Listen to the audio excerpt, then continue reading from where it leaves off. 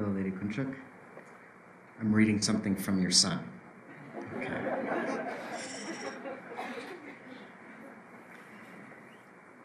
If someone were terrified to meet him, it was because he had totally obliterated such self-absorption and dedicated himself to the Dharma and so to others. For the sake of the future, he had totally forsaken the momentary and illusory pleasure of this life.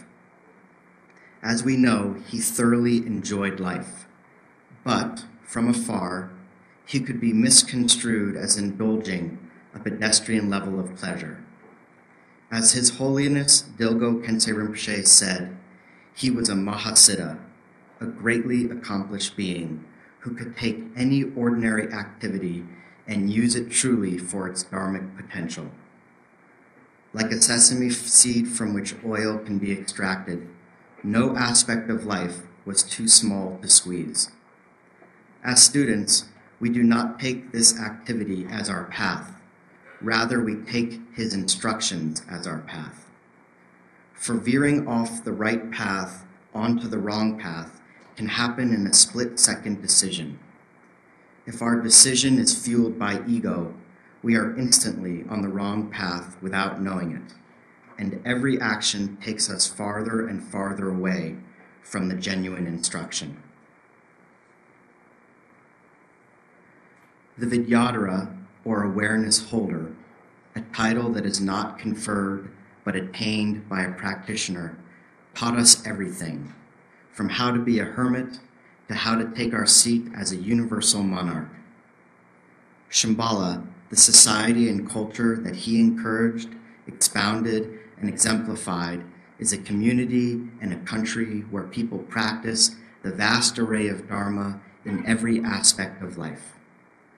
Such dedication to the vision of enlightened society is one aspect that separates the Vidyadhara from a great many lineage teachers. He encouraged us to follow and to build on this vision instead of simply idolizing him or his personality. He often said it wasn't him that we were following, but the lineage, its blessings, and their benefit for the vast array of beings.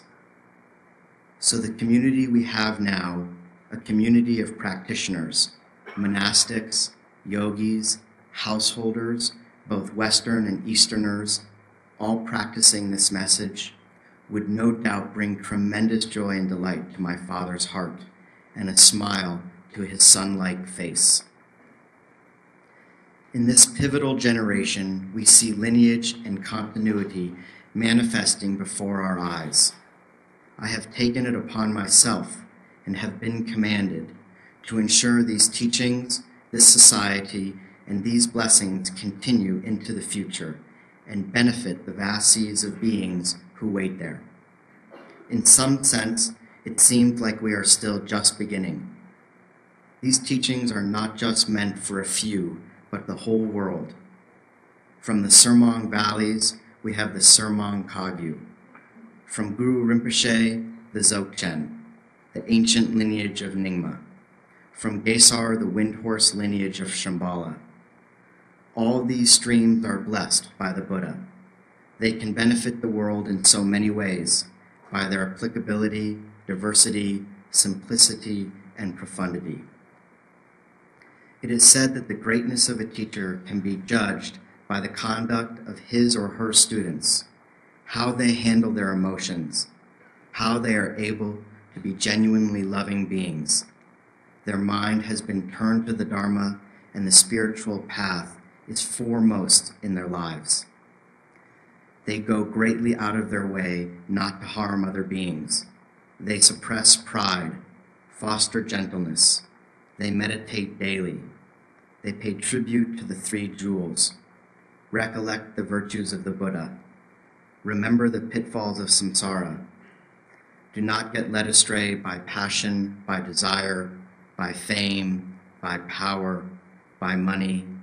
Refrain from exaggerating their spiritual accomplishments, relying on patience instead of a quick fix, being brave, not succumbing to fear, and never separating relative and absolute truth. Needless to say, we can hardly call ourselves ideal students, but we do strive, at the very least, not to embarrass our own teacher. As we move forward, we should have childlike glee about what wonderful things are in store for us. If we apply ourselves to true Dharma, our potential is limitless. From this spiritual point of view, our future is full of possibilities. It is now up to us to hitch up our chubas, tighten our meditation belts, mount our wind horse, and ride forward into the future. So as we celebrate, reminisce, and speculate about Choki Gyatso, we are not just remembering an ordinary being, but rather reflecting on an individual who through courage and love has changed the world. Time and space are different for some of us because of him. Please join me, my wife Khandro Sayong, my family, and my Sangha as we celebrate and reflect on this very precious day. How fortunate we are to have received the blessings of Choki Gyatso. Written while celebrating the 20th Parinirvana day of Rigzin Choki Gyatso at the sacred place of Guru Rinpoche, Parping, Nepal, where Guru Rinpoche manifested as Vajrakalaya.